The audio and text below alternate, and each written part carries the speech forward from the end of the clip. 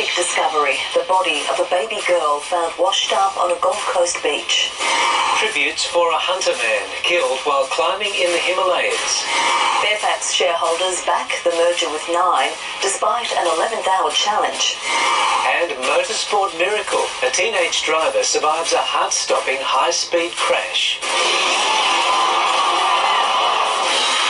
This is NBN News with Paul Lobb and Natasha Beyersdorf.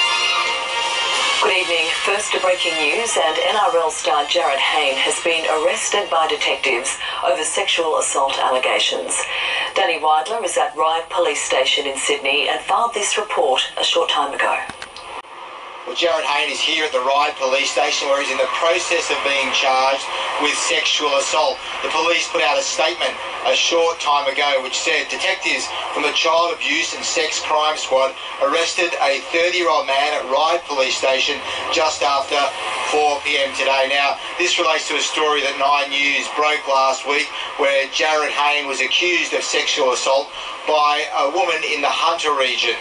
At that time, it was alleged that Hayne went to a house to meet a woman he'd been in touch with on social media. The pair allegedly had sex, and a woman claims she suffered injuries during that encounter. Now, I've talked to the woman's family who are furious about the matter. The family say the woman went to a doctor and has photographic evidence to support her claims. But as we said, Jarryd Hayne right now being charged with sexual assault, and this story is ongoing. Danny Weidler reporting there. Gold Coast residents are in shock following the discovery of a baby girl's body on the beach at Surfers Paradise. The 9-month-old was found on the edge of the surf, alone in the dark. Just after midnight, her parents were later located suburbs away.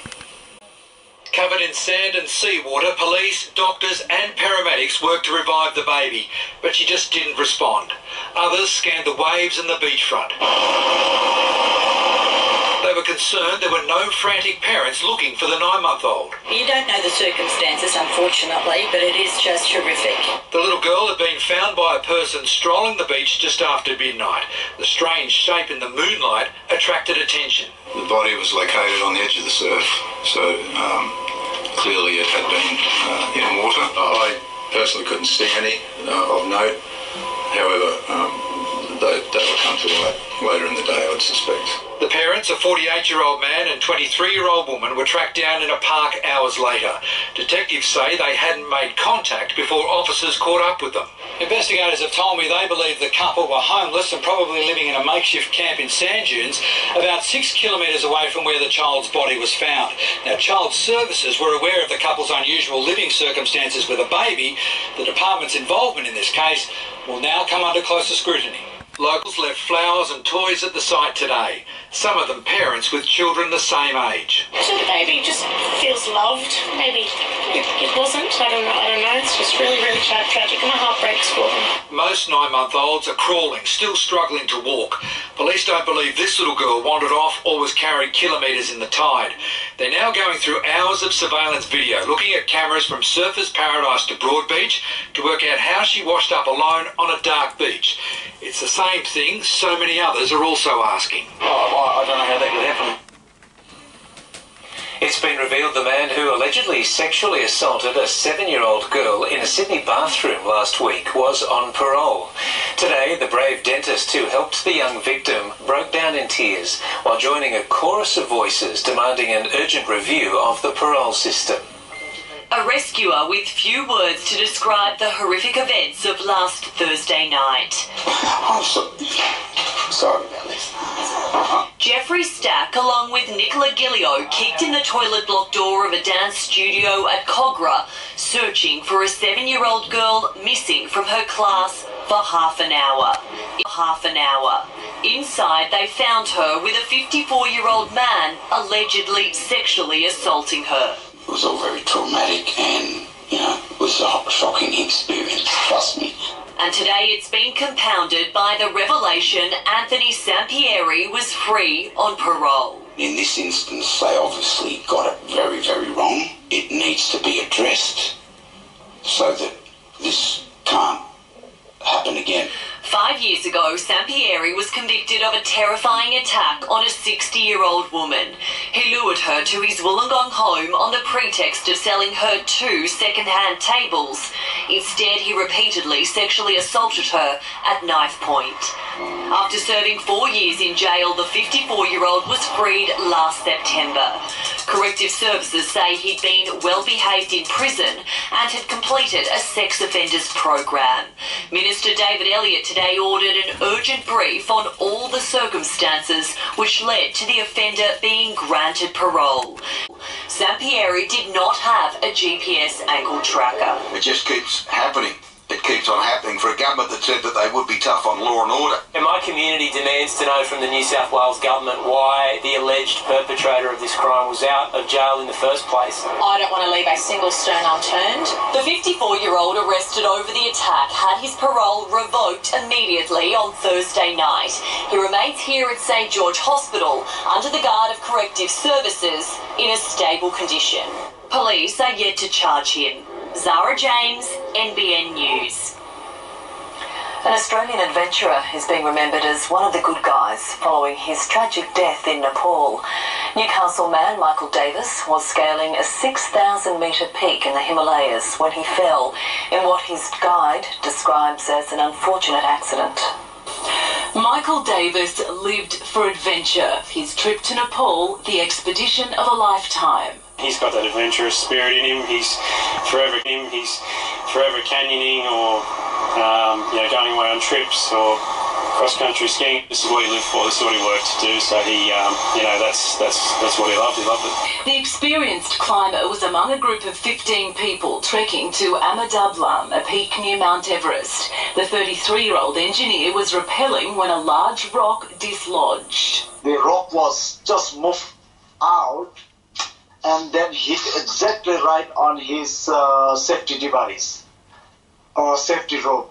You could hear the like a boom from the rock, you know. His mountain guide claims global warming has melted the ice that used to hold the boulders together. You can't be unfortunate accident than this. Just from middle of us, he's taking away. He's one of the good guys. I'm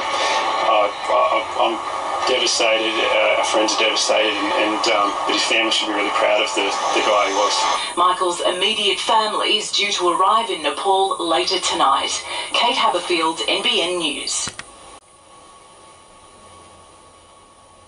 She's spent 13 years behind bars for trafficking drugs in Indonesia with the Bali Nine. But in just 2 days, Renee Lawrence will walk free. Mark Burrows is in Bali, where preparations are being made ahead of her release. He filed this report a short time ago.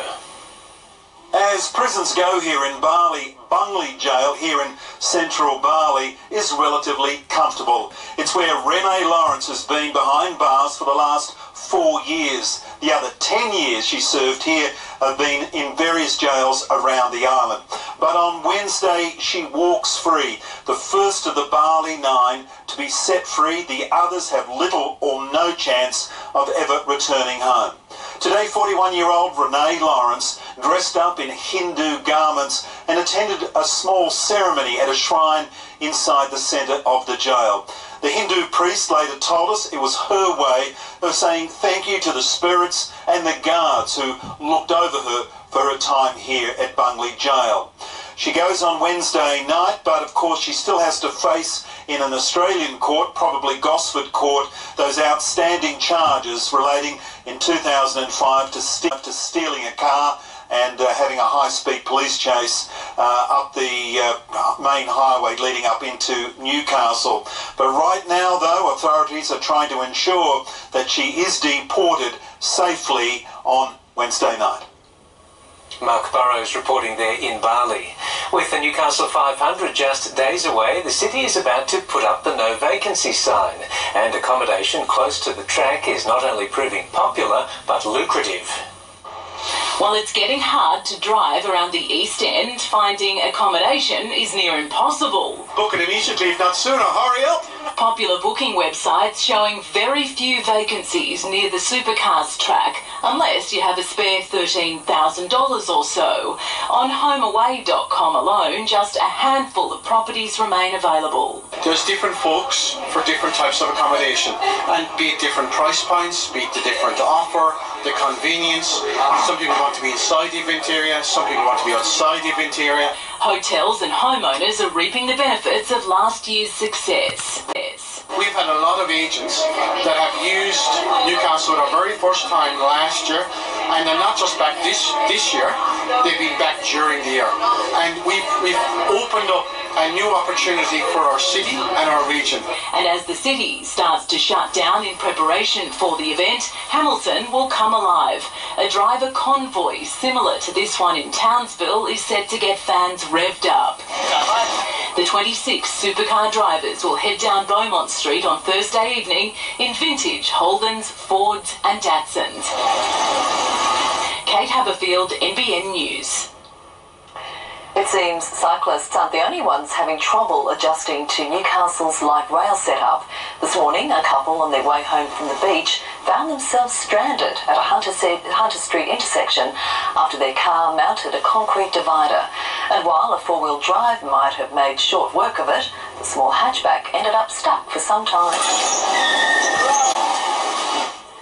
Eventually, a group of construction workers got the couple back on their way. Newcastle East Public School is about to get a long overdue spruce up. Work will begin shortly on 4 new classrooms and a covered outdoor learning area, with Gosford-based group Artel Constructions awarded the tender. The Parliamentary Secretary for the Hunter says the school has been struggling to cater for its expanding student population. Not a lot of space. You're very constrained here at Newcastle East, and they've done incredibly well in the heritage sort of precinct that they've got here, but the school has outgrown what they've got here. Construction is expected to wrap up in early 2020. Hunter musicians say they'll march on state parliament if they have to in order to save the live music scene. It comes at a difficult time for the industry, which a census shows is surviving but not thriving. From Silverchair to the Screaming Jets to the dozens of talented groups and individuals flying under the radar, Newcastle's music scene has always delivered. Grant Walmsley's career in the industry spans 30 years. He says the city has the X factor. We were there when Nirvana hit and all the bands came out. We played on Pearl Jam's first show. And we were hearing the same thing, you know, there's something in the water in Seattle and there's something in the water in Newcastle, Australia. A census undertaken by the Newcastle Live Music Task Force and presented today shows that the region's gig culture endures. I think it kind of paints a picture on exactly how much live music is happening in the city and how much room there is for us to grow. In June this year, there was a total of 460 gigs in Newcastle, with 700 separate acts performing across 80 venues. But musicians themselves admit they've been up against it. These struggles that musicians already have are already big enough without venues disappearing before our eyes. From inadequate pay to lockout laws and noise restrictions, even in the case of the Lasso Gowrie Hotel, the light rail. Their business was severely impacted, and even now I think they're still feeling the effects. Musos say more needs to be done to protect and support the live scene. It comes down to the old adage, talent is not enough, it needs to be nurtured. Unfortunately in Melbourne, to make the legislation become reality, it took 20,000 people to march on Parliament. We hope we don't have to get to that point, but we certainly will. Jacinta Lee, NBN News. Later tonight, the Hunter cancer researcher whose mission to fight the disease has now become very personal. And after the break, police find $1 million in cash stashed in a car's boot.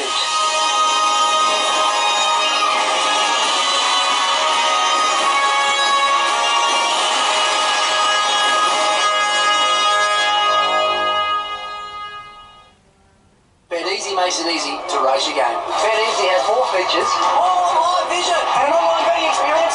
BetEasy. All to help you. Like me. Raise your game. It's easy to raise your game with BetEasy. We tested our new Supreme range with top hairstylists. Head and Shoulders. Beth? New Head & Shoulders Supreme with argan oil leaves hair luscious and flake-free. I can't stop touching it. New Head & Shoulders Supreme.